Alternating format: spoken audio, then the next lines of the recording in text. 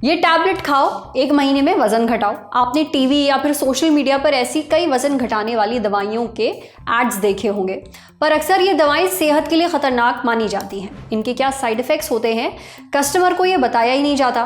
पर weight loss की चाह में इंसान अक्सर साइड इफेक्ट्स को भी इग्नोर कर देता है। आपने ओजेम्पिक का नाम सुना है? ये डायबिटीज़ की ही एक दवा है, पर दुनिया भर में इसे वजन घटाने के लिए इस्तेमाल किया जा रहा है। बॉलीवुड से लेकर हॉलीवुड तक बड़े बड़े सेलेब्स इसका इस्तेमाल करके वजन घटा चुके हैं। नई खबर यह है कि भारत में अब 2 ऐसी दवाएं मिलने वाली हैं जो वजन घटाने में मदद करेंगी। हालांकि ये इंजेक्शन के रूप में लेनी होंगी। पहले थोड़ी सी इंफॉर्मेशन आपको दे देते हैं। एक दवा है जिसका नाम है टिrzepatide। ये इंजेक्शन के तौर पर बनती है और इसको एली लिली एंड कंपनी नाम की एक कंपनी बनाती है। बाजार में इस इंजेक्शन को मोंजारो और ज़ेबॉन्ड नाम के 2 ब्रांड नेम्स से बेचा जाता है। मोंजारो डायबिटीज़ के लिए ज़्यादा असरदार है, वहीं ज़ेबॉन्ड वजन घटाने में यानी कि ओबेसिटी में। अब भारत में एक कमेटी है जिसका काम है दवाओं को जांचना और मंजूरी देना। एक बार ये ओके कर देते हैं तो ये दवा बाजार में बिकने लगती है। फिलहाल इस इंजेक्शन को भारत के सब्जेक्ट एक्सपर्ट कमेटी ने अपनी मंजूरी दे दी है। बस अब drug controller general of India की तरफ से एक फाइनल हाँ आना बाकी है। खबरों के मुताबिक वो भी जल्दी आने वाला है। इसका मतलब हुआ कि ये इंजेक्शन 2025 तक भारत में बिकने लगेगा। हालांकि एक बहुत ज़रूरी बात, भारत में टिrzepatide को डायबिटीज़ की दवा के तौर पर इंपोर्ट किया जाएगा और मार्केट किया जाएगा, वजन घटाने की दवा के तौर पर नहीं। पर जैसा हमने थोड़ी देर पहले कहा था, बात जब वेट लॉस की आती है तो इंसान अक्सर वार्निंग्स को इग्नोर कर देता है। एक बार ये इंजेक्शन बाजार में बिकने लगेंगे तो बहुत सारे लोग इनका इस्तेमाल वजन घटाने के लिए करेंगे ही। इसलिए आज सेहत में हम डॉक्टर से जानेंगे कि कौन सी ये दवाएं हैं जिनको मंजूरी मिली है, क्या स्टेटस है इनका, ये वजन घटाने में कैसे मदद करती हैं, इनको किसे इस्तेमाल करना चाहिए और किसे नहीं। साथ ही जानेंगे इसके साइड इफेक्ट्स। सुनिए।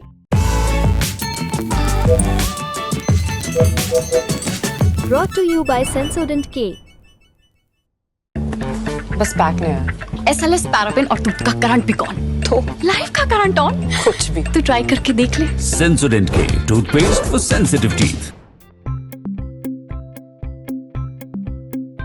जो न्यू मेडिकेशंस अप्रूव की गई है इंडिया में वेट लॉस एंड डायबिटीज के लिए, सो टिrzepatide करके एक मेडिसिन है जिसके कि 2 ब्रांड नेम्स हैं, मोंजूरो एंड ज़ेबॉन्ड। इनको अभी रिसेंटली इंडिया में अप्रूव किया गया है डायबिटिक एंड वेट लॉस के लिए। ये एक इंजेक्शन फॉर्म है, सबक्यूटेनियस यानी एब्डोमेन पे लगने वाले इंजेक्शंस हैं, डिफरेंट डोजेज में आते हैं। बेसिकली इनका काम होता है, अगर हम इनकी केमिस्ट्री की बात करें तो GLP-1 एंड GIP, ये 2 मॉलिक्यूल्स होते हैं जिन पर ये काम करती है। इससे देखा गया है कि लगभग 18% तक वेट लॉस होता है। जनरली इन मेडिकेशंस को इंडिया में अभी जब अप्रूव किया है, अभी हमारे जो ड्रग कंट्रोलर ऑफ इंडिया है उसने भी अप्रूव नहीं किया है, उसने इंडियन डाटा मांगा है, लेकिन प्रोबेबली इंडियन डाटा मिलने के बाद ये ड्रग्स हमें इजीली यहाँ पे मिल जाएगी। अभी जो ड्रग अवेलेबल है हमारे पास वेट लॉस के लिए सेमाग्लूटाइड, वो सिर्फ ओरल फॉर्म में, IV नहीं है, सॉरी इंजेक्टेबल फॉर्म में नहीं है। अगर ये ड्रग आती है तो काफी चीप, लगभग 10 से 15 हजार रुपए पर मंथ की एक्सपेक्टेड प्राइस में मिल जाएगी। जनरली जिन पेशेंट्स को जो डाइट लाइफ स्टाइल से ठीक नहीं होते हैं उनमें इन मेडिकेशंस का रोल है। जनरली जो पेशेंट्स पैंक्रियाटिक डिजीज की हिस्ट्री होती है जिनकी, या जिनको मल्टीपल एंडोक्राइन न्यूप्लेसिया है, उनमें इन चीजों को अवॉइड करना चाहिए। लेकिन एट द सेम टाइम इनके कई लोगों में जो मिनिमम साइड इफेक्ट देखे गए हैं वो नोजिया, वॉमिटिंग या डायरिया टाइप के देखे गए हैं। जनरली ये ड्रग काफी सेफ है। इंडियन जो स्टडीज हुई हैं उनमें इंडियन पेशेंट्स पे भी ये काम में ली गई है और उसमें काफी इफेक्टिव ये आई है। देखिए, जब भी इंजेक्शन मार्केट में आएंगे खूब चर्चे होंगे इनके, लेकिन इन्हें लेने से पहले डॉक्टर की सलाह जरूर लीजिएगा। अब बढ़ते हैं सेहत के अगले सेगमेंट की तरफ, तन की बात।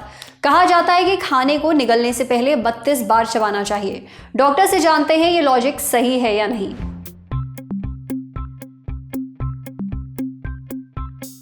खाना जल्दी जल्दी मत खाओ, आराम से खाओ, चबा चबा कर खाओ। घर वालों से ये हिदायत आपने कई बार सुनी होगी। बड़े बुजुर्ग भी कहते हैं कि खाने को कम से कम निगलने से पहले खूब चबाना चाहिए, इससे खाना सही से पचता है। कई एक्सपर्ट भी खाने को 32 बार चबाने की सलाह देते हैं, लेकिन 32 बार क्यों? खाने को अच्छे से नहीं चबाया जाए तो क्या होता है? इन सारे सवालों के जवाब हमें दिए डॉक्टर सेबल चक्रवर्ती ने। डॉक्टर सहबल कहते हैं कि खाने को खूब चबाना ज़रूरी है। जब हम खाना चबाते हैं तो ये छोटे छोटे टुकड़ों में टूट जाता है। इन छोटे टुकड़ों को पचाना आसान होता है, साथ ही शरीर इनसे पोषण भी ज़्यादा से ज़्यादा मात्रा में ले पाता है। खाने को निगलने से पहले 32 बार चबाना चाहिए। ये एक आम सलाह है और बहुत हद तक सही भी है।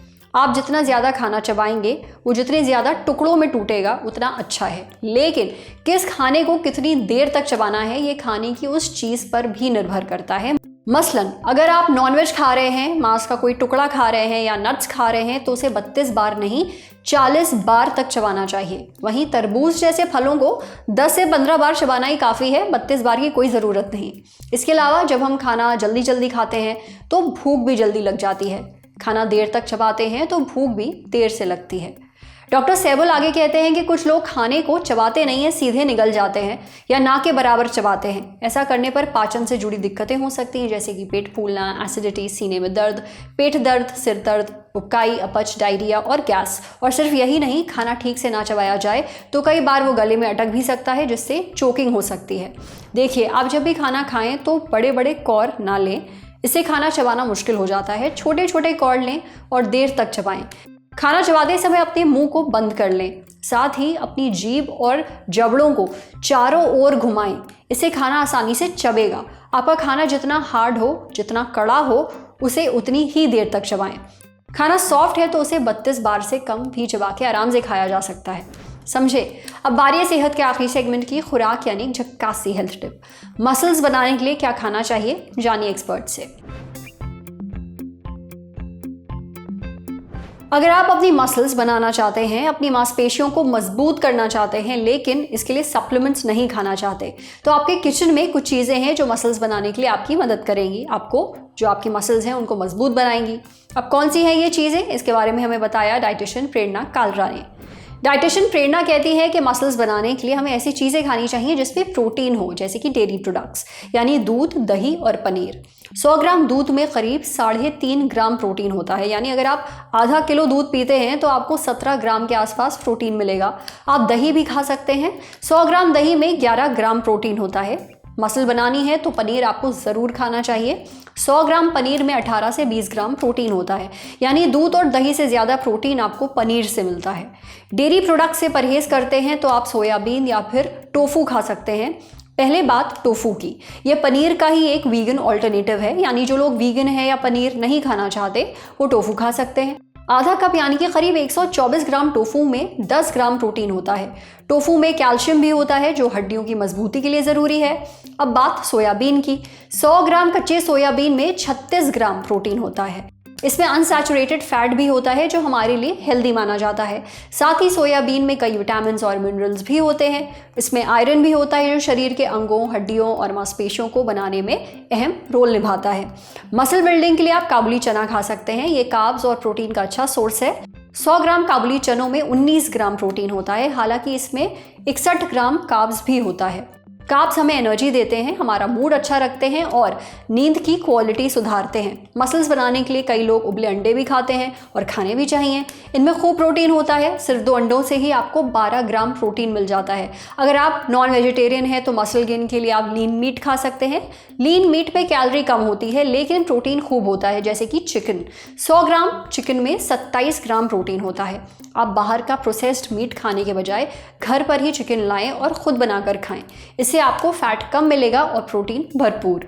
आज सेहत पर इतना ही। अगर आप एक डॉक्टर हैं, हमसे कुछ शेयर करना चाहते हैं तो जो ईमेल आईडी इस वक्त आपको अपनी स्क्रीन पर दिख रही है उस पर हमें एक मेल भेज दीजिए। शुक्रिया।